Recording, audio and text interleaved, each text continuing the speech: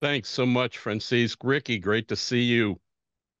We got a Good to lot of see you, cover Masha. here, brother. We got a lot to cover among the 10 full-time NTT IndyCar Series teams. Juncos Hollinger Racing has been among the busiest during the off season. Before we get to a lot of what's been happening and what's taking place looking forward, why don't we cover off this past season? Best finish ever for your team at the final race of the season, fifth place. Callum Ilott. Also, big move for the team. Two leader circle, almost $1 million worth each of those contracts earned between the finish, helped with Callum in that number 77 Chevy, Augustine Canapino in that number 78 Chevy. Big stuff, big moves. Not the happiest of times throughout the year, Ricky. Long Beach, bit of a blow up on social media. Another one again after Monterey decided it was time to part ways with Callum Ilott. I know because I've asked that you can't really speak or say much in how the two of you have come to an agreement to part ways, but of the things that might be interesting to learn to get out of the way first, what are the takeaways for you? What are the takeaways for Brad Hollinger about the positives, but also the negatives from last season to make sure, at least on the negative side, they don't happen again with this new lineup? Well, first of all, Marshall, it's a pleasure to meet you again and be here with you guys today. It was a big year for us. We knew that coming from one car team from 2022 to 23 with two cars, double the team in personnel will be challenging, right? So we knew that, but it was clearly more challenging than we thought at the beginning. So we got to deal with the situation through the year. Everybody knows how difficult this IndyCar, how demanding it is. It's very intense as well because from March to September, a lot of things happen in a very short time. So we deal with the situation the best we can. Clearly, we make a lot of mistakes in many different areas that we need to learn from, of course, as part of the process, and that's totally fine. But I think we did also good things. I mean, for different situations here, there, we couldn't actually grab the probably some of the results that we were about to get, like Indy 500, for example, maybe with both cars on the top 10. It didn't happen because situation on the last part of the race or other circumstances that for whatever reason we couldn't. Even the last weekend, you mentioned the best result with Callum Ilott on fifth. That was great. But also with Agustin at the same race, we were able to we were really close to finish with both cars potentially in the top five, top three, who knows? So we clearly show a big improvement on the second half of the year, considering all the issues that we have. And yeah, you mentioned Callum Ilott. Obviously, we have him for a little bit more than 2 years. Great guy, super talented, very young guy that everybody knows. We choose him. That was a big question mark that we have when Brad Hollinger and we put the team together. Who's going to be our driver? We did the last three races on 21, and here we go with Callum Ilott all in, and we did great things together. I think we're always going to appreciate the chances he took, right? Leaving Formula One, leaving Ferrari. He was a reserve driver for Alfa Romeo and coming to IndyCar with the smallest team, right? One car team. So that was big for him. And I always going to be appreciated for that. And clearly, look, we make many mistakes, and probably his expectation for the second year was big, like it should be, because remember that we were almost on pole position with him on the last race of 22. So I don't blame him for that, but unfortunately we are very new, very small. We make a lot of mistakes. Myself as a team owner as well, learning as we go, growing for the first time, with two car teams, two drivers, a lot of situations that we were not ready to deal with because it was our very first time for many people in the team, including me as a team owner and Brad as well. So we deal with the situation the best we can. But I can tell you that, we wish Callum Ilott the best, and I think he will make it because he's super talented guy, he's very young. So bright future, for him in ahead, for sure. So we're gonna continue our way. We're gonna try to continue learning. Obviously, it's gonna try to apply on 2024 the mistakes that we made, which are a lot, and we try to obviously learn from this. And it's part of life, right? So you make mistakes and you try to not make it again, and that's how we grow. So that's what we believe, and we're just gonna continue doing what we're doing as a team, right? Let's talk about this revised lineup. Callum Ilott, wonderful job that he did for you, helped propel the team forward in the paddock. We now have Romain Grosjean coming in. Bit of a rebirth for him as well. Today, by chance, third anniversary of that insane crash and fire that he survived in Formula One. We have Romain, who just visited Juncos Hollinger Racing for the very first time. The shop itself got to meet all of your staff. Going to partner with the breakout stars, one of the greatest stories of this past season, Agustin Canapino. Tell me about this lineup, Ricardo. You could have gone for another young driver, could have gone for a IndyCar champion or Indy 500 winner like a Ryan Hunter-Ray. You had a lot of options. Why did you choose Romain as the perfect one to partner with Agustin in his second year? I think it's just things were happening, right? So we started talking to him as an option a while before, like other drivers approached me through the second half of the year. And you see, even three races, I think three races before the end of the season, drivers like Conor Daly were, getting out of rides, and Jack Harvey.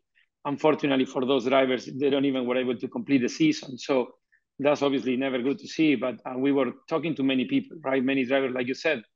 But Roman Grosjean, I think, like you said today, is like the anniversary of the mega crash that he has.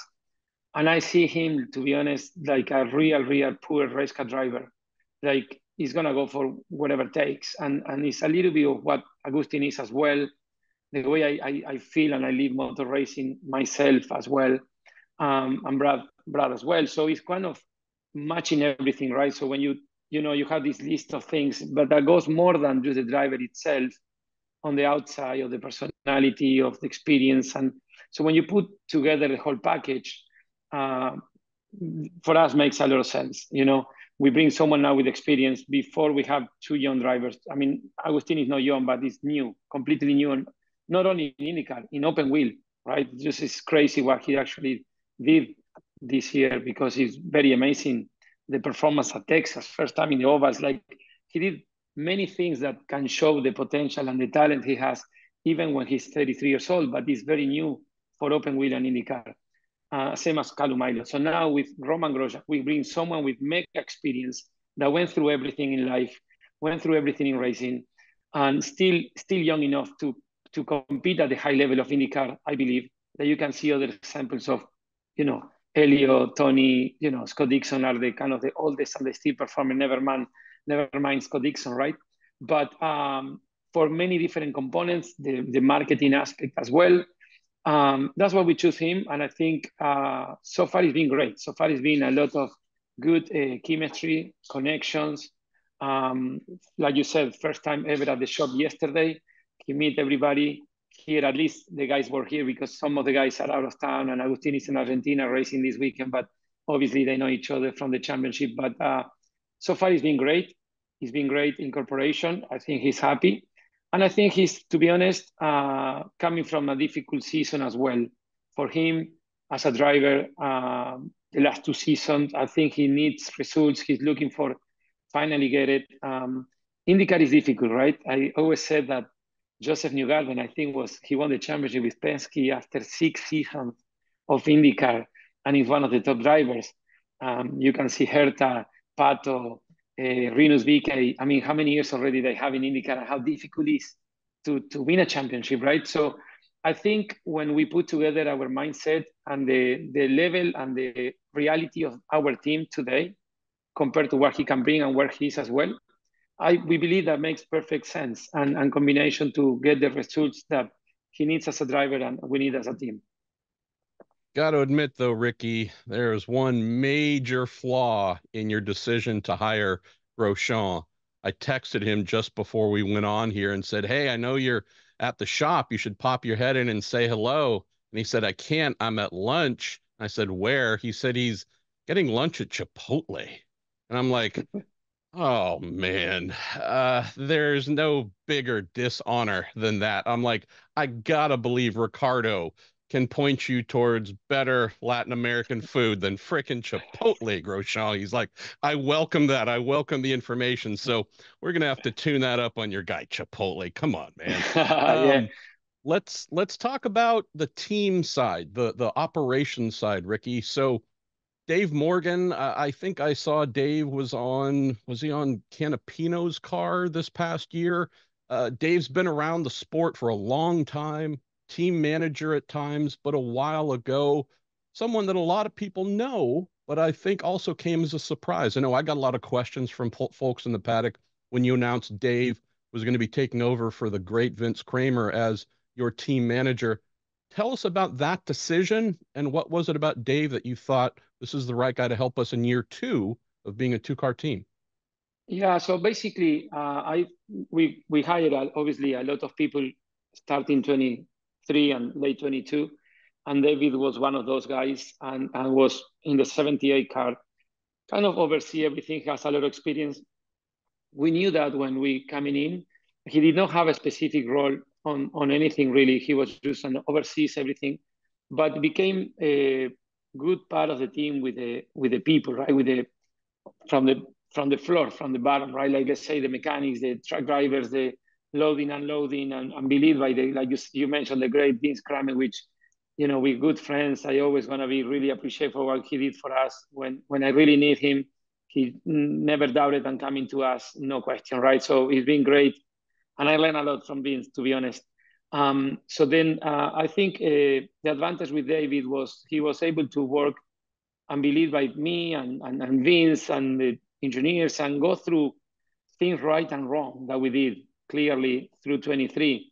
So he has a clear understanding by going back to kind of the lower level after being a team manager and team owner in a part of his life. And like you said, being in racing for many years, that he was a translator to me on things that can be right or better or wrong, or why was wrong, or why it should be this way and this and that.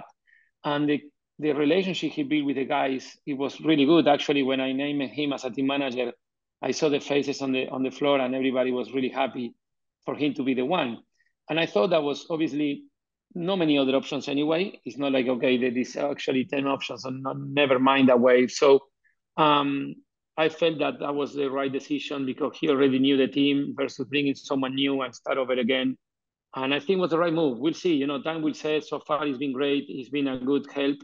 Clearly has a lot of experience and communication. I think he's a great communicator, which was one of the areas that we need to fix in all areas of the team, from the team itself, crew chief, managers, and myself, the marketing side, commercial.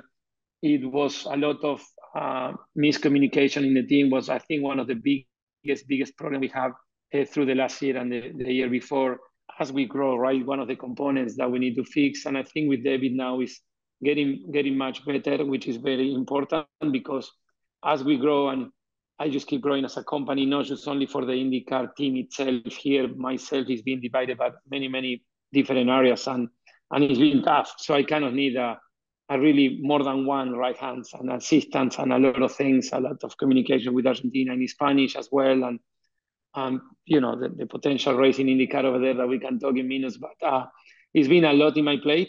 So I think David so far has been great, and I think was a great acquisition of the team. Let's talk a little bit more about building out the team, Ricky, because I know you have done more hiring, whether it's mechanics, engineers, you name it. Team took a big step forward last season, but as you know, you can hire great drivers, you can build great cars, but the true differentiator between team by team by team is the quality of people, sometimes also the quantity of people, and finding great people is hard. Tell us about the additions you've made to Juncos Hollinger Racing as well. Yeah, so I think we were looking obviously to improve the people. It's not like we just fire anybody. We just need more people. So we clearly were very much under built on the people side, and we have a lot of interns and a lot of people that were there with zero experience. So maybe from the outside point of view, you see many people, but really maybe 50% of those are the one really knows about IndyCar. So it's a big disadvantage.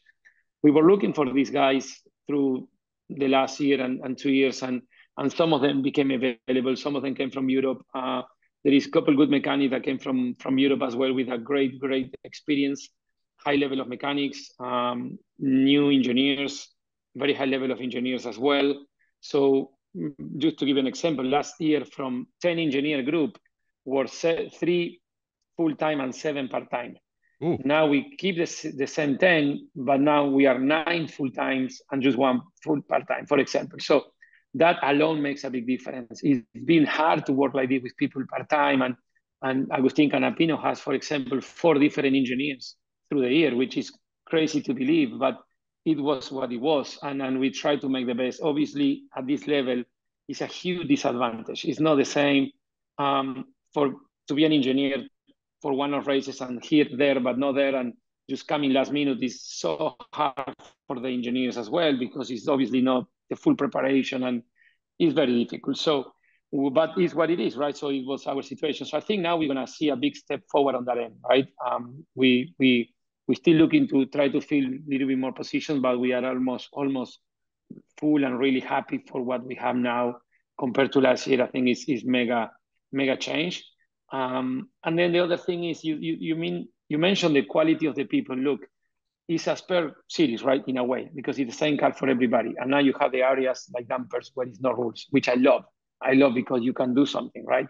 But so what is the difference? The difference is the people. It's the people. It's always the people, right? And it's never just one person. Sacrifice is the whole team, the union make the forces. But if you just put people just to put people, and now you have the quantity, but you don't have the system in place, sometimes it's even worse, right? To have just less people and do what you can. So this is our limitations. We understand the limitations, and this is how much we can go. And we just keep it that way. It's like, you have a 10-place car, the best you can do is finish 10. If you push to finish 5th or 6th or 3rd, you're gonna maybe don't finish the race. So you need to level that all the way through. So now we add more quality people. Now we make sure we need to make sure the system and now is working to be able to work with more people, which that's what we are working now on the off season. And that's how we go, right? So I'm very happy and very pleased to where we are today now. Getting down to the last couple minutes for this, Ricky, want to fire through a couple more questions. Agustin Canapino, year 2. I'm looking forward to that more than almost anything else next season, knowing what he did, having to learn every track, learn oval racing, learn everything, open wheel racing. What he was able to do as a rookie was mind-boggling. What do you think he's going to be capable of in year 2, Ricky, going back to St. Pete, knowing the track, going to Indy, knowing the speedway? What do you think we might see from him? I think it's still the second year. We just talk about how difficult IndyCar is and how many years a champion driver takes to be a champion. But clearly, like I believe, like you, like he was amazing what he did this year. We all know how difficult is IndyCar itself. But like, again, you need to add the other components, the other condiments, ingredients that he did not speak English at the beginning. He never raced in an open wheel car. First time ever on the rain with the open wheel was at Toronto. And he was about to close a lap to be in the fast 6, and he made a mistake and went straight. So during the championship, it was like at least 5, 6 mistakes that was easy fix that will put him in a huge result, being rookie for the first time. So I'm like you, I don't know what to expect because he's like a surprise box. You never know with him, but clearly pressure is there always in motor racing for everybody. The expectation can be a little higher, but I think we should need to continue doing what we're doing with him. He needs to finish in the races, keep learning, keep doing what he's doing. And look, in the last race in Laguna, he was about in a position maybe to win the race as well on the last quarter of the race, no question. So the result is going to come. Sooner or later it's going to come. But I think we need to keep doing what we're doing with him.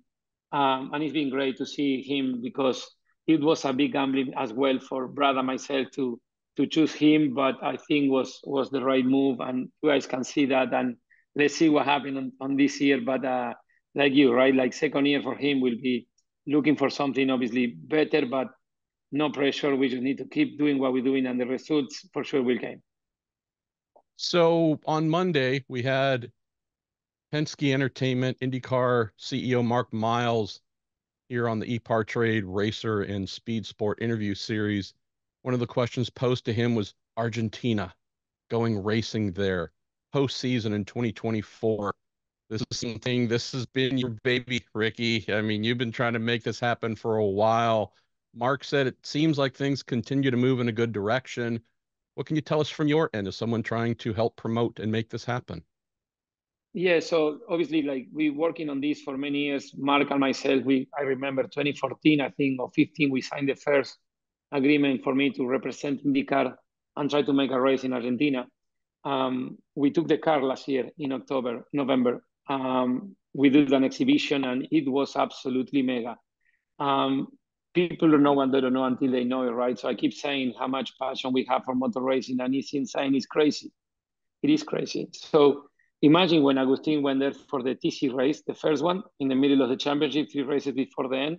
It was over 100,000 people in Buenos Aires racetrack just to see Agustin with the TC car with our colors. And I know IndyCar was following him that weekend. So no question in my mind that if the race happened next year in Argentina, we will see a lot of people, a lot of good fans, a lot of history of motor racing in our country.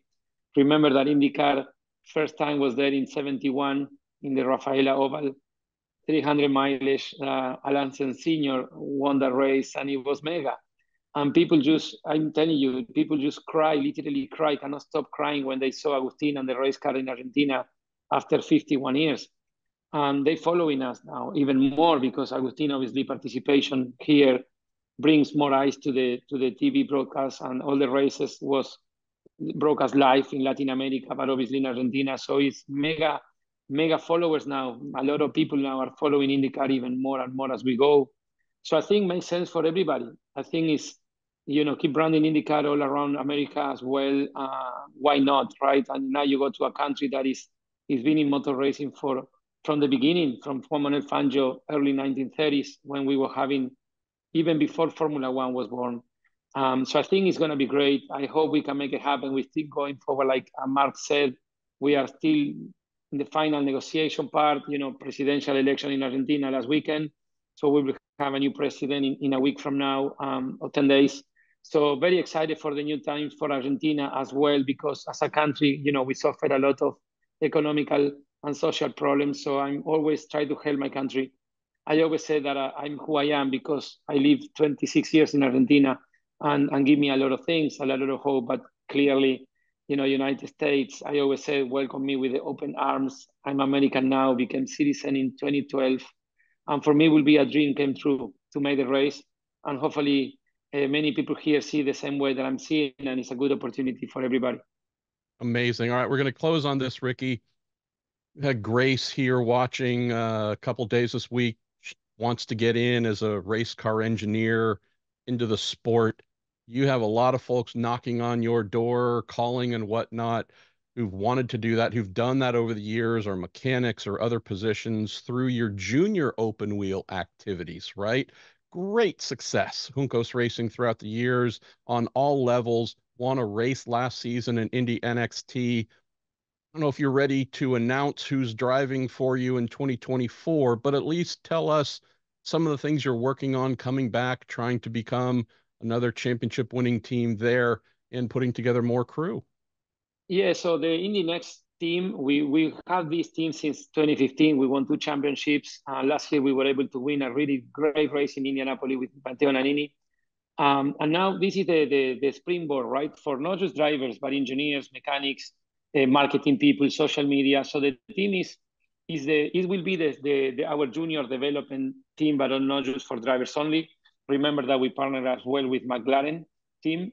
This is big for everybody. So I think people will have a good opportunity to get to know the racing in all the areas that, motor racing covers many different areas, not just the driver part, but many others: marketing, design, safety, the mechanic, the engineer, R&D, developments, and all that. So I think it's great opportunity for people to explore. They want to see motorsport. We have the agreement as well with the partnership with Purdue University. A lot of interns are coming through our program. We actually have 3 full guys from Purdue 2 years ago. They came to the program. So there they are IndyCar full-time employees, and they've been having the time of their life. And I'm really appreciate what Purdue is doing with us as well. So doors are open on that program. We're looking to build a really good team going forward like we used to be. And now we have some challenge with new people as well during this year in Indy Next. But looking forward to be a very team sport side, but also as well as a springboard, like I said, to have a really junior team in the whole Juncos Hollinger operation. Ricky, you'll continue to live the American dream and make that American dream possible for so many others. One of the great inspirations in American motor racing. Thanks for taking some time, brother. Thank you, Thank Ricardo. Marshall. It's Absolutely been a pleasure. Right. Thank you, Frankie and Judith as well. It's been a pleasure. Thank you so much. Registering on EPARTRADE is easy. To start, click on the Join for Free button on the homepage. First, search your company to see if it's already in our database. If you see your company on the list, click on it to select it. Then, choose Claim Company if you are one of the decision makers, an owner, marketing person, or main company contact. Or choose Join Company if you are an employee, and press Continue. If you couldn't find your company in our database, select Register a New Company. On the following page, fill out your name, email, phone number, job title, and choose a secure password. If you chose Register a New Company, you'll need to choose your business type. Select Supplier if you're looking to display products or services and connect with buyers. Choose Racing Business if you're looking to source new parts and connect with suppliers. Choose Race Team if you own or are a member of a professional race team. Then, enter your company name. Please provide a website, Facebook page, or LinkedIn if you have one, and choose to either claim or join the company. You can view and agree to our terms of use here. If you'd like to receive our weekly newsletter, choose Accept. Finally, click Register Now and your registration will be submitted for approval. An email will be sent to your inbox. Please confirm your email address and you will be approved shortly. Welcome to EPARTRADE.